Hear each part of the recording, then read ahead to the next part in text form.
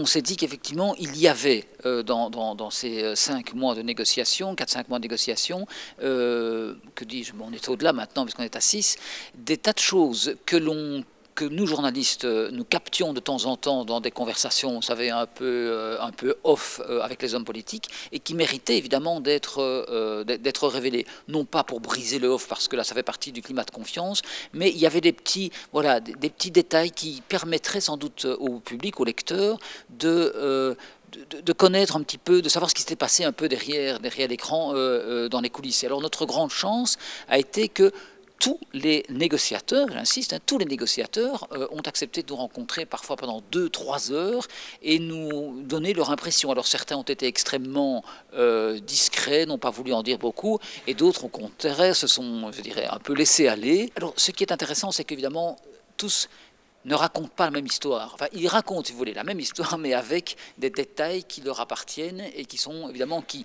modifient un petit peu la trajectoire. C'est pour ça que pour nous, il était vraiment capital de les voir tous, de manière à essayer de concevoir, je dirais, un récit qui... Alors, je ne dis pas que c'est qu'on a écrit l'histoire, mais en tout cas...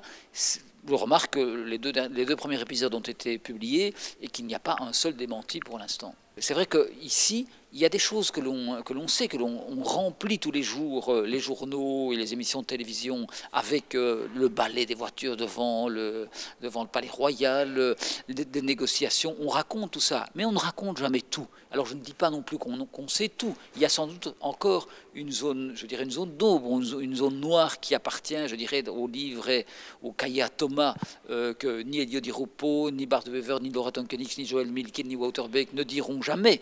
Mais je pense qu'on a quand même été très loin dans les révélations, ça c'est un bien grand mot, mais enfin c'est un vrai journalisme d'investigation qui, d'après effectivement les premiers échos, semble bien reçu. La plupart de ces hommes politiques, nous les connaissons depuis 5, 10, 15, 20 ou 30 ans. Je veux dire, les relations avec Bart de Wever sont plus récentes, même s'il faut bien reconnaître qu'avec Bart de Wever c'est extrêmement compliqué et qu'il parle, à mon avis, à 5 ou 6 journalistes, dont mon excellent collègue Martin Buxan, donc il n'accepte pas de parler à tout le monde.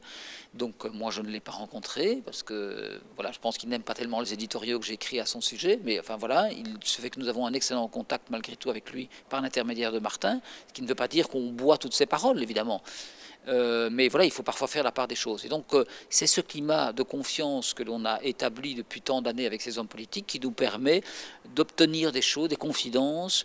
Mais il faut savoir qu'un homme politique, ou une femme politique, je veux dire, aime malgré tout raconter le rôle qu'elle a eu ou qu'il a eu dans certaines négociations, un rôle qui est parfois évidemment essentiel. Ce qu'il n'aime pas, effectivement, c'est que l'on puisse identifier leur intervention dans ce genre de série. C'est pour ça que parfois c'est un peu anonyme dans les propos. Bon, parfois au contraire on est très précis, mais voilà, je pense que malgré tout il faut reconnaître que ces hommes et ces femmes écrivent l'histoire et que il y a évidemment les historiens qui feront leur travail dans 10 ou 20 ans, et peut-être que nous, journalistes de la presse quotidienne, il nous appartient de le faire avant eux.